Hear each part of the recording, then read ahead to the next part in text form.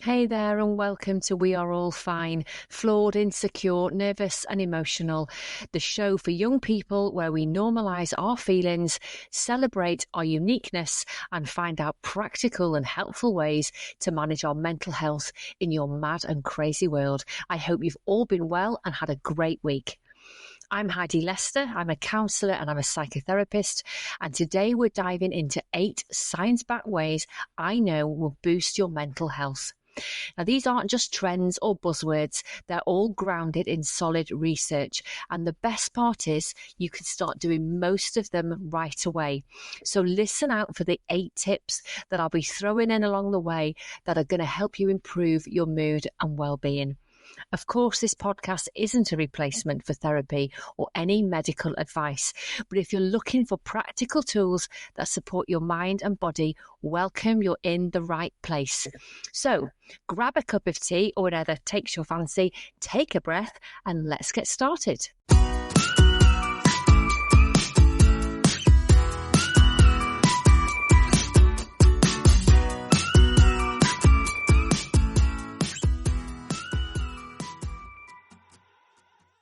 Let's start with number 1, move your body, exercise for the mind.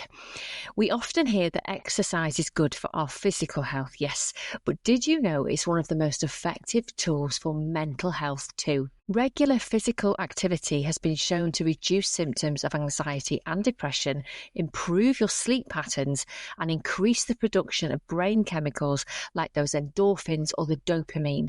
2018 study, which was published in the Lancet Psychiatry, looked at over 1 million people and found that those who exercise regularly had 43% fewer poor mental health days each month compared to those who didn't.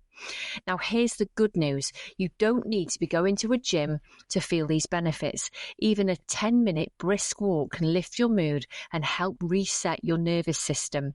So tip number 1, set yourself a timer for 10 minutes, go for a walk outside, dance around your bedroom, dance around the kitchen. Your brain will thank you for the activity. Number 2, prioritize your sleep because this is your brain's reset button.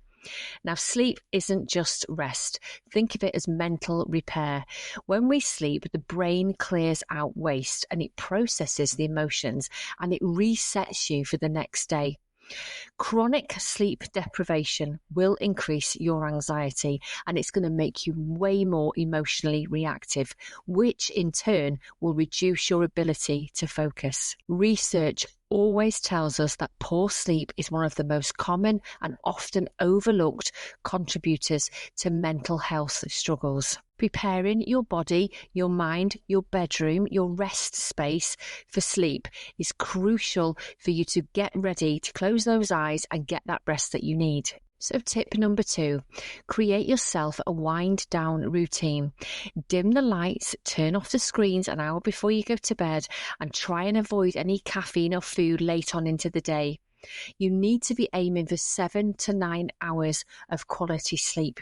Your mood, your memory and your emotional balance all depend on it. Number 3, you need to connect with others, the power of social ties. Now, as humans, we're wired for connection. Whether you're introverted or extroverted, regular social contact is one of the most important factors in long-term mental health. And a landmark 80-year study from Harvard found that close relationships, more than money or fame, are what kept people happy and healthier for longer. When we connect to others, our brain releases oxytocin.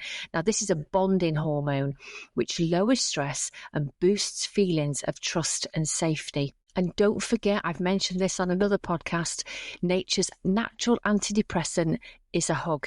So go and find somebody to give a hug to. And don't worry if you don't do touch or don't do hug. Imagining doing something similar will release the same endorphins in your brain as the actual action itself. Tip number 3 then. After this podcast, go and text a friend, maybe somebody you haven't messaged for a while, or call them, or call a family member, or just strike up a quick chat with somebody if you're going to the petrol station or the coffee shop, or you're nipping out, whatever you're doing. Even brief moments of connection can lift your mood. And think about it.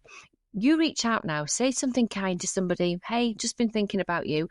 Not only are you going to feel better, but you're instantly going to make that other person's day as well. Number 4, practice mindfulness or meditation. Now, mindfulness isn't just a wellness buzzword. Oh no, it's backed by neuroscience. And we know mindfulness and meditation help quiet the default mode network of the brain, which is linked to rumination, that endless cycle of overthinking and worrying. So many studies show that regular mindfulness practice can reduce the anxiety and shrink the amygdala. Now, the amygdala is your brain's fear center, and even increase the grey matter in areas linked to emotional regulation. Now, remember, your brain is like plastic. It's always moving, it's always changing, and mindfulness is the fastest way to build up positive, helpful neural pathways. So tip number 4, I want you to try this. Set a timer for 5 minutes. You can use your phone, sit quietly and focus on your breath. And when your mind wanders, because it will, just gently bring it back. See those thoughts like clouds when they float around, just gently guide them back into the moment, into the here and now with no judgment. Now, you're probably familiar with apps like Headspace, Calm. I really like Insight Timer. There's some great tools on there if you're just starting. But my tip is just set that time aside, protect 5 minutes of your busy day, and I promise you your brain will thank you. All right, so we've covered movement and sleep, connection and mindfulness, 4 powerful but often underrated mood boosters. Coming up, we're going to talk about your diet, the brain, and how one simple practice can rewire your brain for more joy. So stick around, you're going to want to hear this.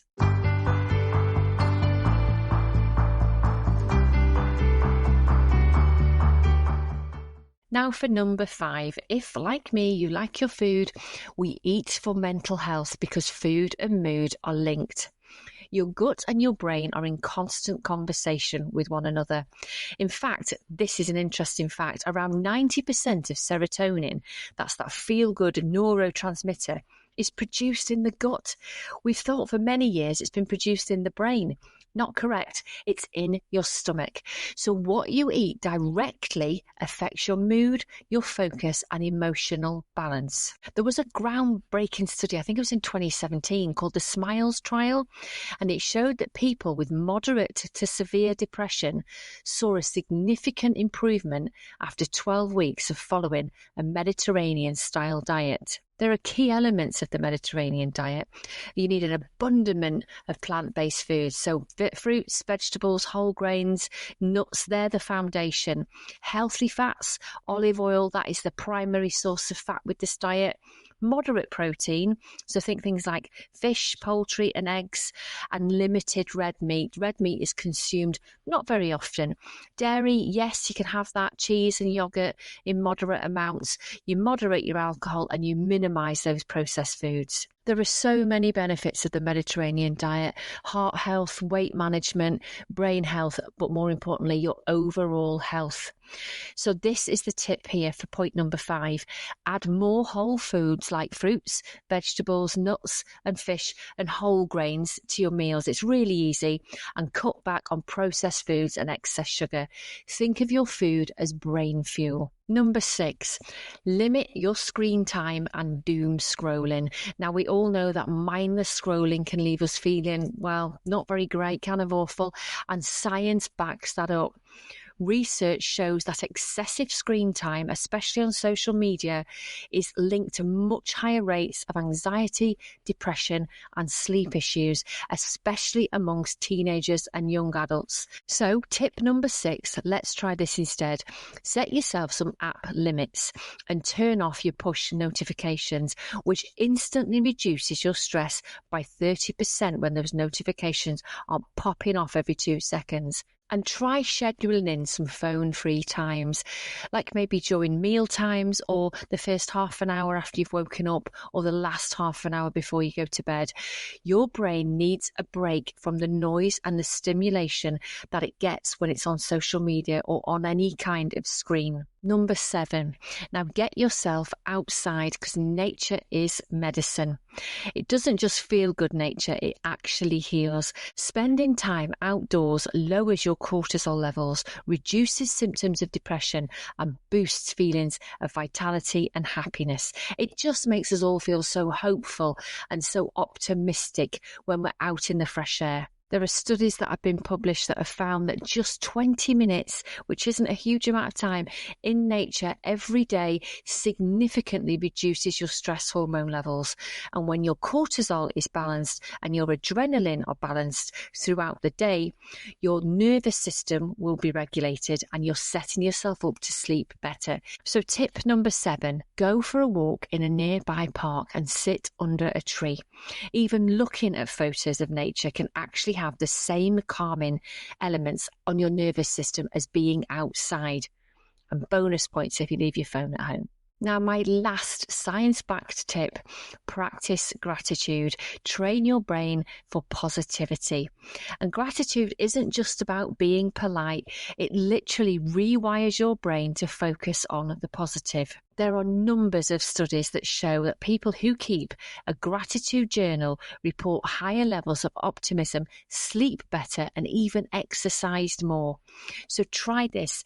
Each night, write down or say to yourself 3 things that you're grateful for. They can be the smallest things, big things, a friend, a good hair day, a good laugh, a good grade, you passed a test, you got a job. Over time, you'll start noticing more of the good stuff because that's the last thing you feel and see and almost taste before you go to sleep. If you're going to sleep ruminating, worrying, thinking anxious thoughts about the day that's just happened that you can't change or the day that hasn't happened that you've no control over, you are obviously going to be going to sleep feeling awful. So 3 things you're grateful for, 3 things that you're happy that happened in that day will all help build those neural pathways in your brain that will serve you today, tomorrow, and for the rest of your life. So there you have it, 8 science-backed ways that I know will better your mental health. And these are things I talk about with my clients every day of my working week. Number 1, move your body more. Number 2, prioritize your sleep. Number 3, get connecting with others. Number 4, be mindful, practice meditation, be present. Number 5, eat better, eat well. Number 6, limit your screen time. Number 7, get yourself outside in nature. And number 8, start practicing gratitude. These aren't magic fixes, but they're small, intentional habits that over time will lead to bigger shifts in how you feel, think, and live. Now, I'm going to set you a little bit of homework here. After everything we've discussed on our podcast today, I'm going to invite you to pick one strategy to try this week. Just one. Start small, stay consistent, and be kind to yourself. And please email me, HeidiWeAreAllFine@gmail.com with any feedback and let me know what you've chosen, why you've chosen it, and how you got on. It really will be fantastic to hear from you.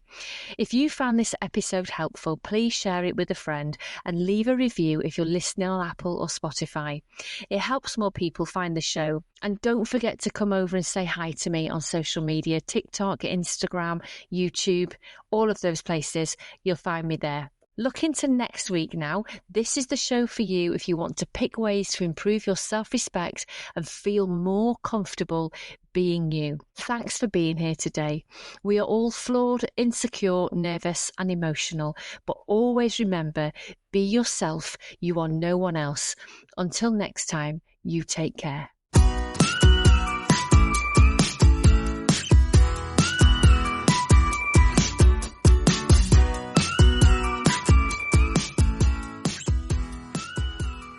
Finally, some important takeaways. The podcast is for informational use only and should not be used as a substitution for professional advice or for personal diagnosis. These opinions are personal and I do not guarantee the accuracy of such opinions or information. I am not intending to create a counselling relationship with you, and you should always consult a qualified mental health professional with any concerns.